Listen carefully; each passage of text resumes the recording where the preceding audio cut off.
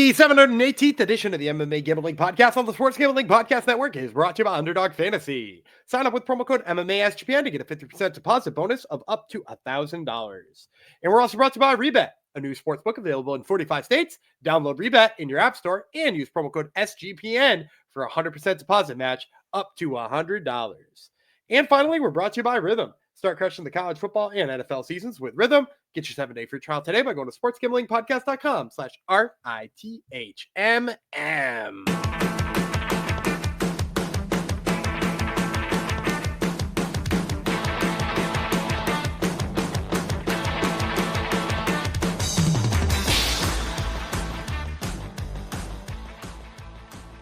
Hi-ho, degenerinos. Welcome to episode 718 of the MMA Gambling Podcast on the Sports Gambling Podcast Network, dedicated to Jonathan Krager, one of our friends in the YouTube. He was going to see Invicta in Atlanta on Friday. So lucky him. I'm sure they put on a good show. So this goes out to you, and this goes out to all the rest of you joining us for the very last UFC breakdown episode of 2024. Oh, I forgot to mention it. I am a big body Taco Fox, of course. I forgot to mention yesterday's episode. As long as I don't lose $700 on this event, I am going to end up money on the year. So I'm on betting. Now, this is, of course, he's not just talking about being in the black period on his bets and his best, his lock of the week, his dog of the week. Like, of course, he's doing well on those things too. But we're talking about, like, gun to your head, have to put $100 on every money line, and he's still found a way to be profitable in a system that is not conducive to win. Like, nobody should do that. We've regularly told people tongue in cheek, like, yeah, make sure you do that, while also continuously giving a disclaimer that it's the dumbest thing you could possibly do. And yet, even given that, he's found a way to be profitable. So maybe, as long as he doesn't royally mess that up would be good, this event he's been terribly bad mouthing. Trick our close. I picked last episode. You never know.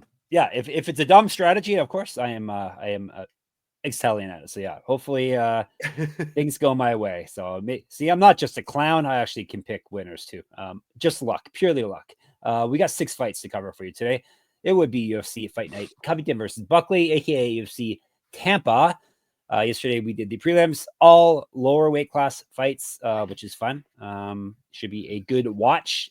We mostly agreed on everything except when I was the one that went crazy for a change, other than Gumby. So today, as I said, 6 fights, but stick around. After that, we got our locks or dogs, or props, and our Superfan Jong parlay or round robin. Who's to say? Gumby has been mixing things up, so you're gonna have to wait and see till the end of the event. Only Gumby knows at this point. And the MMA gods, I guess they know as well. Now, before we get to all that, I'm reminding you, once again, download the SGPN app. It is completely free, and you have easy access to all our shows and all our picks pages, free wherever you get your app. So grab it. All right. Main card time. Let's just dive right into it, because people do not like preambles. They just want picks. They would like it if we just listed our picks, I'm sure. That's not how you make money doing podcasts, people. All right. First fight is a light heavyweight bout. Navajo Stirling from Australia. Tuco Tokkos from United Kingdom. 3 5-minute rounds, 205. I'll tell you about Tokkos first. He is 10-4. 6 knockouts, 2 submissions. He's been knocked out twice, submitted once. 0-1 in the UFC. He's won 3 of 4 and 6 of 8. So he's consistent there. Lost his last fight, though, via submission. He went 0-1 on the road to the UFC. He's got multiple regional championships on his mantle. Correct. Get our shirts, get all our wares at sportsgamblingpodcast.com/store. 0-2 in Bellator. Use fight at middleweight, plus 440. Ouch. Sterling 5-0 with 4 knockouts. This is his UFC debut. He's won 4 straight fights via TKO or KO. 1-0 in Contender Series. Multiple regional championships on his mantle. Correct. Get the shirt, sportsgamblingpodcast.com/store. Somehow the man has 5 fights. One of them was in Contender Series, so that wasn't for a belt. 4 fights, and he's got multiple championships. So there you go. Used to fight up at heavyweight, 1-0 in pro Muay Thai, a champion there. So he got a championship in 1 fight in Muay Thai too. This man collects belts. 0-1 in pro kickboxing, minus 500. Ouch. I'm taking the ouch though. Sterling obviously is the pick here. He should be called the bulldozer, not a Zaytar at this point. He's been mowing down opponents, and looks like he has a bright future. So I don't think Tokkos has much of a chance here. I'm going to say this. So I'm going to take Stirling. I thought he almost surprised me in how good he looked when he was on Contender Series. But I will say this. This is my like parlay buster alert of the week. Like he is not worth throwing in a parlay at -500. The guy's 5-0. And like, not for anything. Tokkos was at one point in time a heavily touted light heavyweight prospect, was one of those guys that you had like the Sean Bitters of the world saying like the UFC needs to sign this guy. And they even put him in a showcase fight on Road to the UFC to try to get him signed. And he went in and got knocked out by Zhang Mingyang, which like now in retrospect, getting knocked out by Zhang Mingyang in that fight, like not a bad sign, right? And then they signed him on short notice to fight Omar Sy, who also now it turns out looks like is maybe one of those get hyped prospects, at least in terms of his wrestling. So like he kind of got beat by a couple of like really good dudes here, and they're giving him, like this up and comer who like he definitely could spoil his debut. I think that Stirling is just too sharp on the feet. I worry about what Tokkos' chin looked like after Yang rocked it the way he did. So like with all of those things, yeah, I'm gonna take Stirling too, but like I'm staying the hell away from -500. Yeah, you don't want, as Gummy said, a guy with 5 fights. You don't want to. This is the type of fights. Well, maybe not in this exact fight, but he eventually he's going to lose a fight that you're surprised that he lost, and the odds are going to be crazy for it. So it won't be all that different than this one. Like I'll be honest. Like Tokkos has got like a touch of wrestling. Like he took down Zhang Mingyang. It would only take somebody who like has a more consistent version of what he did in that fight early on to beat him. So like I don't think we're so far removed from the style of person who beats Navajo Stirling, which is why you don't play him at -500 here. Yep. But you have to. We just told you off the top. You have to play. You have to bet $100 to win your 20 back. So that's just the way it goes here. All right. We are moving on to better odds and lighter weight class again. This is Daniel Marcos. He's from Mexico. No, Mexico? Yes. No, come on. No, Peru. I always get Mexico and Peru. Kind of similar flags when they're really tiny on your screen and they look exactly the same to me being colorblind. So I didn't know we just learned something new. Gumby's red, green, colorblind. Can't tell the difference. So like again, Peru looks just like Mexico to me, but I didn't get Peru. Poor Gumby. I didn't know you had a disability. Poor guy. Yet he's dressed. What color is your shirt, Gumby? It's red. I know it's red. Oh, you're doing what every kid in a high school ever did when they find out if somebody's colorblind. What color is my shirt, Gumby? What color is this? Can you see through this notebook? It's green. You see through it? It's not X-ray vision. Is my shirt red or is it green, Gumby? It looks like maybe a maroon color. It's like it's a washed out red. Yeah, reds usually look more like browns. Greens look more like grays. That's the secret to telling them apart. So you can't even see your own color then, because Gumby Brown. Gumby Brown. Oh, Gumby Brown. There's a title for us too. This shirt's probably older than Gumby Brown is at this point, but anyhow. So Daniel Marcos, somehow we got into Gumby Brown. That's how this show works. Versus Adrian Yañez from the United States of America. Yañez is 17-5, 11 knockouts, 2 submissions. He's been knocked out twice. 6-2 in the UFC. He's only won 1 of his last 3, but he's won 10 of his last 12, which sounds a lot better. Won his last fight via TKO. That's good as well. 1-0 in Bellator. Used to fight at featherweight. 2014 pro MMA debut. An inch of reach over Marcos. More active landing strikes than Marcos. Has outstruck his opponents by 0.76 strikes per minute in the UFC. He's at +150. Soncora is Daniel Marcos' nickname. Do we ever figure out what that meant? Yeah, it's a play on the Spanish word for heart, as well as where he's from in Peru. There you go. He's 16 low. He's from Peru. I thought he was from Mexico. Haha. 16 low. 1 no contest. 8 knockouts. Don't come at me, Peruvians. 3-0 with 1 no contest in the UFC. He won his last fight. 1-0 Contender Series. Regional champion. Used to fight at featherweight. Better striking stats. Better grappling stats than Yañez. He's outstruck his opponents by almost 2 strikes a minute. He's at +1.94 in the UFC. He's at -170. So pretty tight lines. A couple of interesting fighters here. If you're from Peru, put in the comments Gumby rules in order to shoot down Jeff. Put Peruvian's curse words in there for us. Yeah. Throw a couple of Spanish. They don't have their own. Peruvian, I said. Well, they may have their own like slang and stuff. Yeah, like we say A up here. Yeah, right. And the boot. I'm going with the underdog. I'll take Adrian Yañez. Interesting. By the way, speaking of saying Spanish things wrong, you were not saying Yañez wrong. Yeah, it's correctly. Yañez, right? Yeah, Yañez. I'll take Adrian Yañez. I think for me in this fight, the big difference maker is that, like, look, first of all, yeah, Yañez is 1-2 in his last 3 fights. Those losses are to Jonathan Martinez and Rob Font. Like, this is not that level of fight. And, you know, not for anything. Like, I thought Marcos lost that fight to Davey Grant. Like, I didn't think he had come out on top in that fight. Yeah. And, you know, Yañez had his own close fight with Davey Grant. And maybe this is just like a Davey Grant MMA match situation here. But, like, I really think that the difference maker for me is one of them's got really good shutdown power. One puts you away.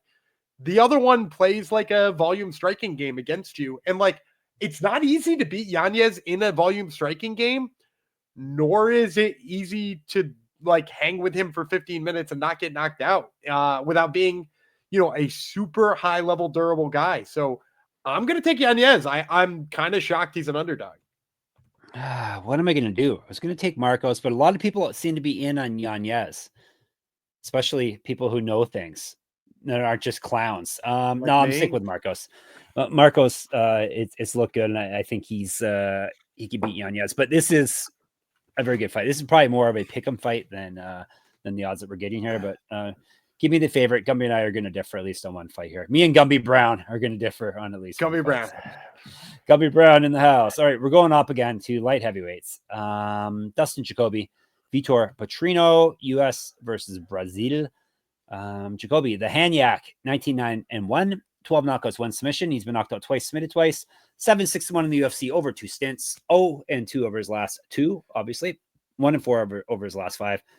Lost his last fight via knockout. 1-0 contender series. Used to fight at 185. 0-2 in Bellator. 0-1 on World Series of Fighting. Regional champion. 2010 Pro MMA debut. 10-8 as a pro kickboxer. 1-0 as a pro boxer. An inch of height over Petrino. Better striking stats and twice more active landing strikes than Petrino is. He has outstruck his opponents in the UFC by 1.36 strikes per minute. He's at plus 240.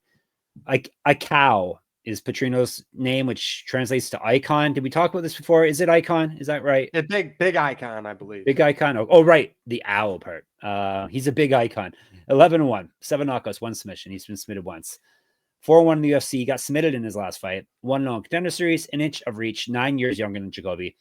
Better grappling stats than Jacoby. He's outstruck his opponents in the UFC by 0.24 strikes per minute. He's at minus 290. The Jacoby run was fun, but it's over. And he's fighting a guy way, way younger than him and way less damage on his body. I don't think it's going to be a grappling belt, but he also has that in his pocket over Jacoby if need be. But yeah, I can't pick Jacoby at this point. Give me Petrino. I think Petrino would be smart to try to involve some of his wrestling, at least to keep Jacoby on his heels. With that being said, fight IQ is not his strong suit. No. As we saw in the Anthony Smith fight where he was pounding him on the feet and then he was like, how about a guillotine? And then, you know, got caught. I'm going to go with Petrino too. I think the big difference maker for me is that, like, as good as Jacoby looked when he looked good, I think the problem always has just been, like, there's not a lot of put away power there, you know, despite being, you know, a high level kickboxer for a while and that being his forte. Like, outside, was it Dawoon Jung he knocked out? Like, outside of that knockout, I like don't really know who he's even hurting, you know, for that matter. Like, it's a style that you don't see work very often at light heavyweight, and now it has started not to work. And that's alarming for me. And Petrino's got crazy power. He's taken down just about everybody he's fought. Like, you know, like this is not a good matchup for Jacoby, despite the fact he's got some pretty good takedown defense. I mean, his path to victory here is to, like, stuff a couple of takedowns and hope Petrino gasses. And when your game plan is like, I hope this guy gets tired before me. It's not really somebody I want to be in on. So I'm going to take Vitor Petrino too. Yeah, you don't really want to throw your lot in with aging strikers, especially guys who had low power aging strikers who had a whole career in combat sports before he even had the MMA one. So yeah, Petrino is both. Well, our he picks had there. it was in between having the MMA one. That's remember? right. He got cut from the UFC, and Yeah, he got cut from the UFC, and he was like, "What about kickboxing?" And then had a crazy long kickboxing career, and now he's back. Yeah, but good guy. I remember he was good on your show. Had a good Tuco. little run there. Yeah, long career, but we put him out to pasture apparently. Big cowboy fan. Oh, really? Boo. Yeah. Well, can't win them all, I guess. He's kind of a great guy still. Let's tell you about, speaking of underdogs, the Cowboys are underdogs this year. Underdog Pick'em, I got to tell you about. Underdog Pick'em is one of the biggest menus for all sports. You can win up to 1,000 times with underdog streaks. Underdog is always making it easier to win with profit boosts and gimme pick'ems. NFL, college football, college basketball, MMA, NBA, NASCAR, and more. And you can now use special and boost in all flex entries. Gumby's going to give you a play right now, I bet. I know I told you on, I think it was 2 episodes ago that I liked Puka Nakua's higher than on his 87.5 receiving yards. I'm going to double down on that because I'm going to say that they're going to get plenty of that passing game going. I'm also going to take the higher than on his teammate, Cooper Kupp's receiving yards. That one's only 62.5. And there's going to be plenty of passing yards to go around to all of them. So I'll take the higher than on Puka Nakua's and the higher than on Cooper Kupp's receiving yards. Still love that name. Anyhow, sign up for their code. I can't even say it. Puka Nakua, is that it? Puka Nakua. Puka Nakua.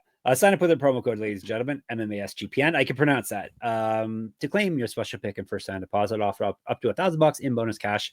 That would be underdogfantasy.com, promo code MMA SGPN.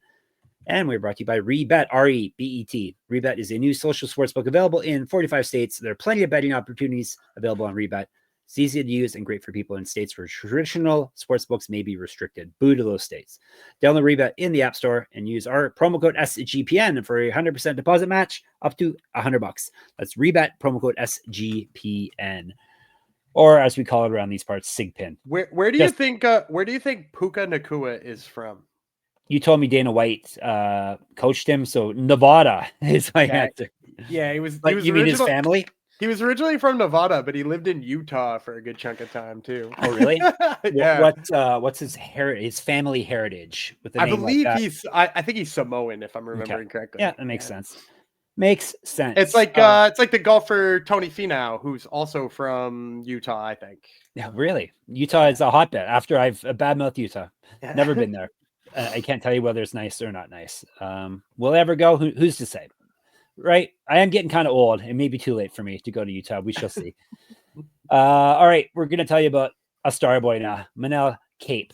He is from Portugal. He is fighting Bruno Silva from Brazil. 3 5-minute rounds, 125. We like our flyweights. And this is the odds don't make it look like it, but it's a pretty cool matchup here. Bulldog Silva, 14-5-2. With 1 and no contest, 6 knockouts, 4 submissions. He's been knocked out once, submitted once. His nickname could be the not sucky Bruno Silva from now on, right? Instead of Bulldog, that might be easier because the bigger Bruno Silva didn't really pan out. This little Bruno Silva is 4-2 with 1 no contest in the UFC. He has won 4 straight fights, all via finish. He's not lost since October 2020. He went 1-1 in the Ultimate Fighter, regional champion. Used to fight at bantamweight, 2011 pro MMA debut. He has outstruck his opponents in the UFC by 0.18 strikes per minute. He's at plus 275. Starboy Kape, 19-7, 11 knockouts, 5 submissions. He's been knocked out. Submitted twice. Only time he's been finished. 4-3 in the UFC. He's won 4 or 5, but he did lose his last fight. And then the man you lost to got cut. As missed weight before, multiple regional championships on his mantle. Correct. Get the shirt. sportsgamblingpockets.com/store. Used to fight at bantamweight, 2012 pro MMA debut. 1 inch of height, 3 inches reach over Silva, 3 years younger. Better striking stats, more active on your strikes, and better grappling stats than Silva. He's outstruck his opponents in the UFC by 0.38 strikes per minute. He's at minus 345. I'm going to go with Manel Kape. I want to caveat that by saying I really hope he's never met Bruno Silva. Because it just seems like anytime there's a fight with like bad blood in it, he like comes out and fights like he's never fought before. Like, look at his first 2 fights in the UFC; they were awful. And he looked really bad. And then he rebounded by like knocking people's heads off and looking like a dominant. I think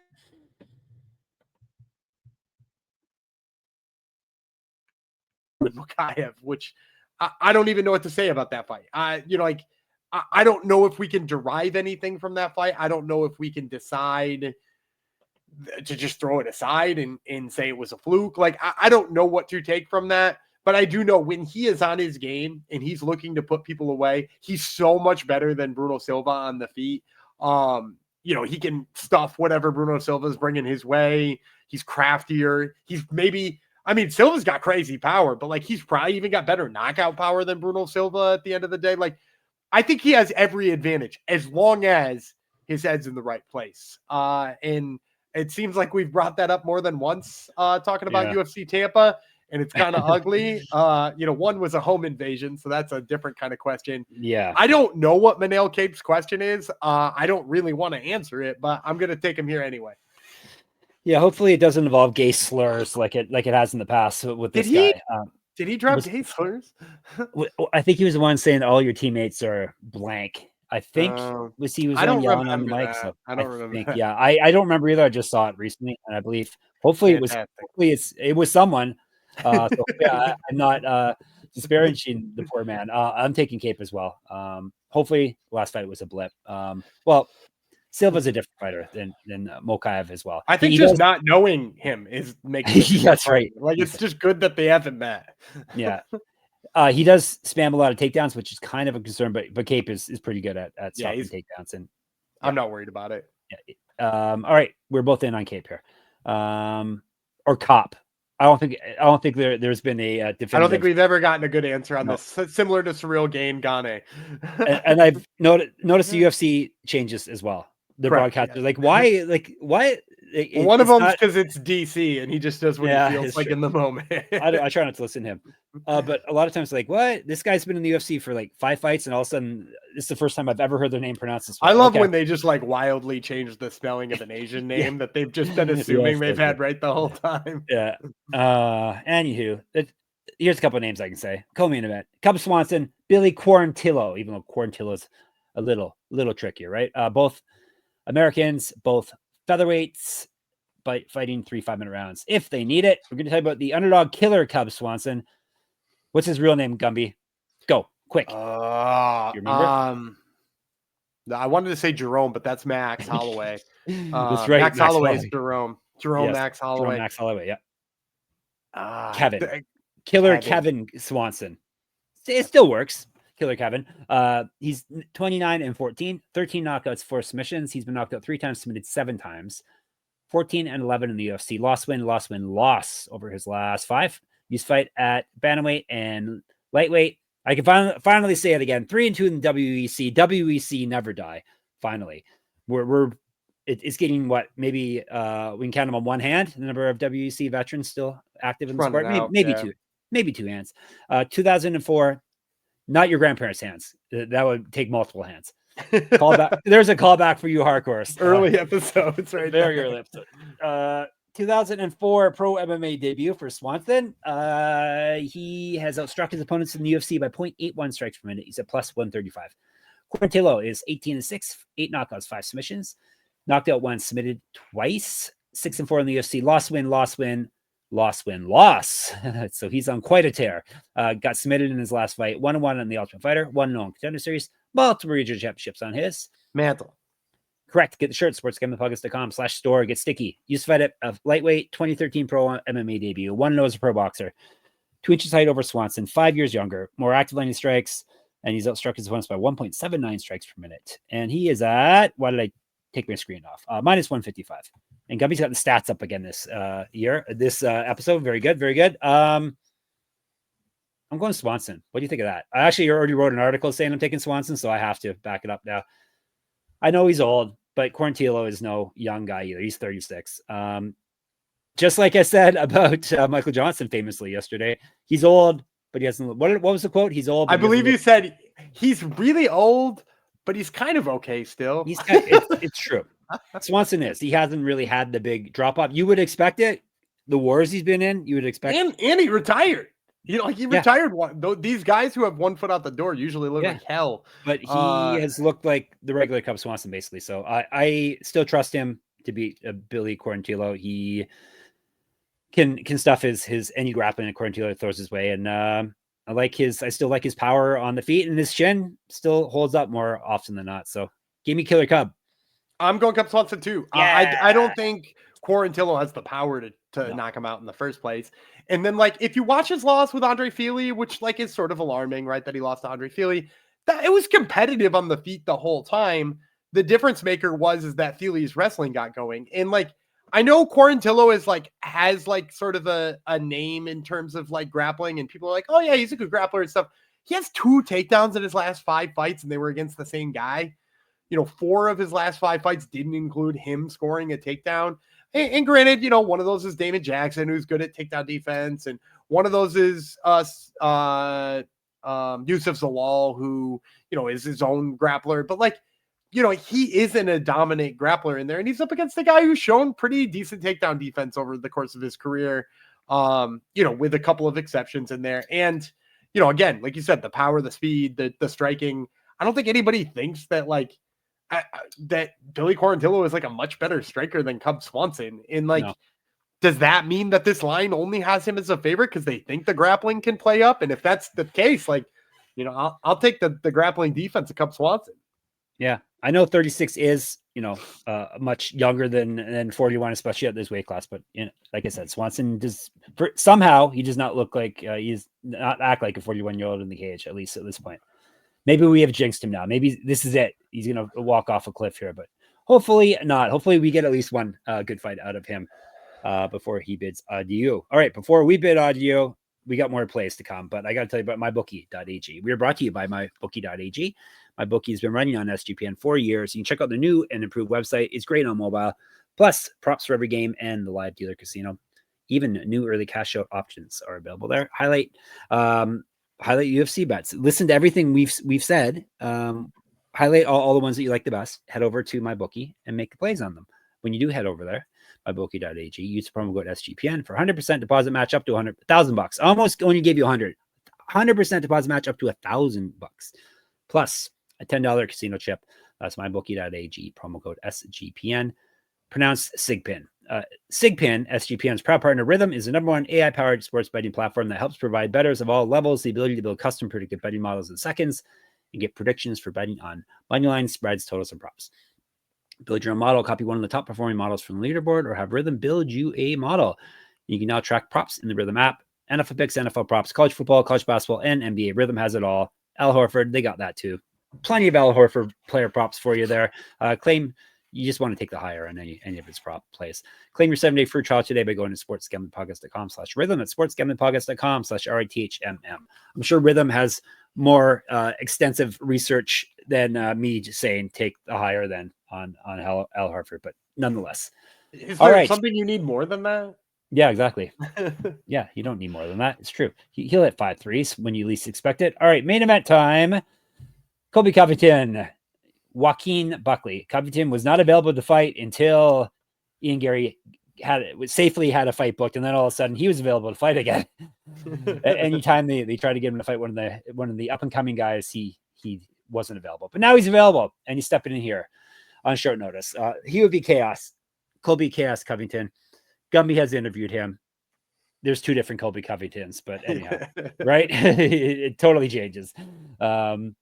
But I don't know. It seems like he's more his persona has become him, kind of like what happens to people, actors or whatnot. He is 17-4, 4 knockouts, 4 submissions. He's been knocked out once, submitted once. 12-4 in the UFC. He's taking this fight on short notice. Loss, win, loss, win, loss over his last 5. His last win was March 2022. That's his only win, and over the past 4 years or something ridiculous like that. And that was against Jorge Masvidal. So 2012 pro MMA debut. Grappling world champion, a wrestling champion in college, inch of height over Buckley. He's outstruck his opponents by 0.9 strikes per minute, plus 225. New Mansa, Buckley, 20-6 with 14 knockouts. He's been knocked out 4 times, 10-4 in the UFC, 5-0 over his last 5, 5-2 over his last 7.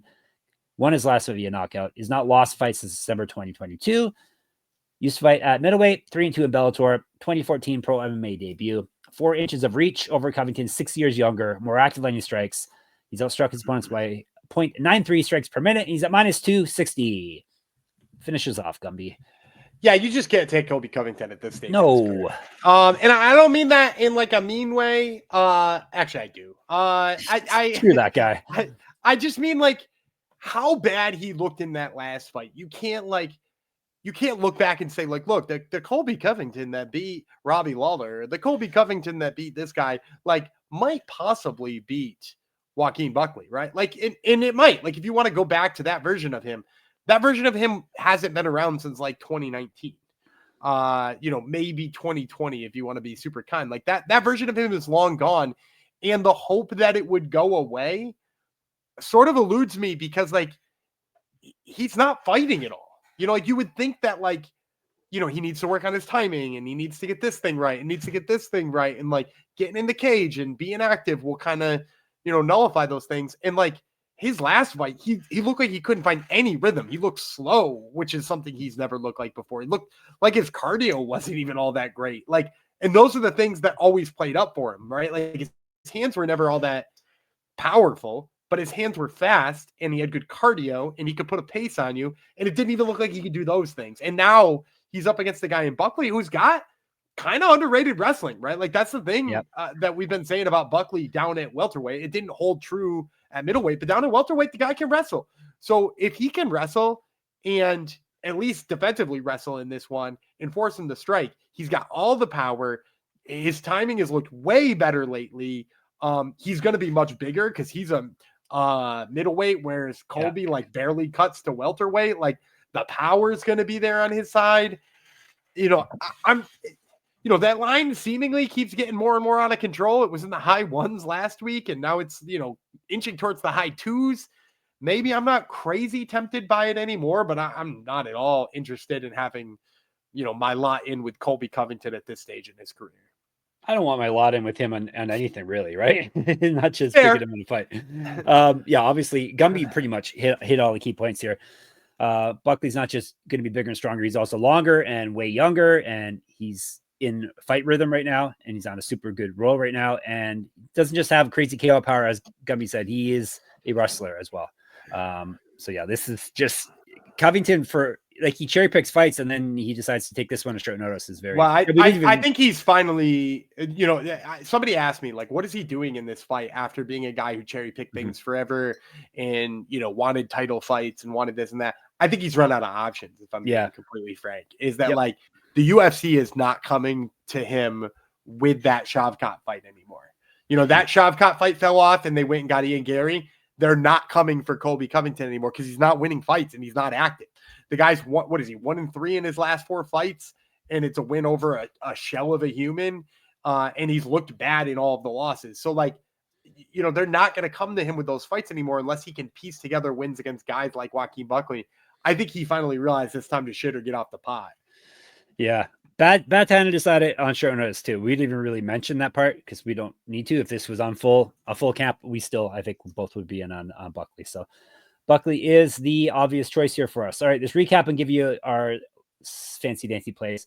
Buckley, we're both in on Swanson. We're both in on Kape, both in on Petrino. He has Yañez. I have Marcos, both in on Stirling. All right. We got locks, dogs. We got props. We got locks, dogs, props. Maybe a parlay, maybe a Red Robin. We shall have to wait and see. Is it me? I think it might be me. Knutson is my Josephine Knutson is my lock at -225. More on that on yesterday's show if you haven't listened already. I'm gonna take a real close line in this one. I like Ramon Tavares in his fight with Davey Grant. I think the hands are just gonna be too good for Grant. All right, Tavares, and what did we have him at yesterday? It was pretty close. It was -120. All right, excellent. Killer Cub is my dog of the week. +1. I'm gonna take Yañez. I think his advantages in that fight are pretty well documented, and like what was it, +135 we're getting on him. 150. I got you. 150. Better. It's gone even up. Nice. Yeah, there you go. My prop, Vitor Petrino knockout +125. Nice. I'm gonna go -125 on my prop. I like Yoel Alvarez inside the distance. I'm not going to get picky. I thought I was going to take his knockout or his submission line. It just seems like both of them are such high probability. So I'm going to take the inside the distance prop on Alvarez -125. All right. So Tavares, Knutson are the locks. Yañez, Swanson are the dogs, and Alvarez inside the distance, and Petrino via knockout are the props. All right. Do we have a Hungry Man Jong Superfan parlay or round robin this week, Gumby? I'll hit you with the round robin again because last week was profitable. That's right. It was. I thought you just broke even. You made money. We made a little bit of money. Yeah. Okay, as long as you hit 2, you make a little bit of money. And we hit the KO prop on Bryce Mitchell and the submission prop on Vicente Luque. And some people, even some sickos out there, got the Dars choke line on Vicente Luque. So for this week, I'm going to go 2 subs, 2 KOs, and a points play for some of my submissions. I like Fernando Padilla to submit Sean Woodson. I like the club and sub option here for Padilla. He's, like I said, he comes from on yesterday's show, he comes from a jiu-jitsu background. Woodson has been subbed in the UFC 7-1 plus 700 on that line. I'm also going to go Miranda Maverick by submission plus 550. I know, she's only got 1 finish in her last 3 fights. I know Horth is notoriously durable, but she kind of got held down a lot in her last fight and taken down twice. I think the opportunities will be there for Maverick for the finish. I like my lock of the week, Tavares' KO prop. I think there's a good chance he goes in there and knocks out Davey Grant. That's plus 300. I also like Manel Kape's KO prop. As long as he comes in with the right headspace, I like him to get a KO plus 325. And then my last big old prop is Adrian Yañez, my dog of the week. I actually like his points line just because Marcos is kind of durable and I think he can put the volume on him. Yañez by points plus 365. And so if you play all of those together, any 2 of them will help you break even. And then if you hit all 5 of them, you're going to win 383 times your wager, which means just $1 on every of the different legs, which is 26 different legs, will net 10 grand. So, come ride with me on that one. All right. So it's Padilla sub, Maverick sub, Alvarez knockout. No. Padilla sub, Maverick sub, Tavares KO. Tavares. Sorry. Okay. Kape KO and Yañez points. All right. Perfect. You are all set now. If you want more chatter about MMA, check out our Discord. sportsgamblingpodcast.com/Discord. Check out our YouTube, MMA Gambling Podcast. Make sure you subscribe. Twitter, SGPN MMA. He's at Gumby Vreeland. I'm at Jeff Fox Writer there and on Instagram. Get in my Substack. Now that you know who's going to win, you can enter my pick'em contest and probably win. It's moneymma.substack.com. Gumby has 3 people on his top turtle this week, and they are Fernando Padilla, and then a pair of Invicta fighters, Ashley Barrett and Natalie Salcedo. So check that out. And of course, sportsgamblingpodcast.com, sportsgamblingpodcast.com/store, sportsgamblingpodcast.com/Patreon. We'll be back Sunday to begin our first non-UFC week for a little while. Gumby, it is for a while. All right, I'm Daniel Gumby Vreeland. He is Chaos Jeff Fox, and we will see you on Sunday.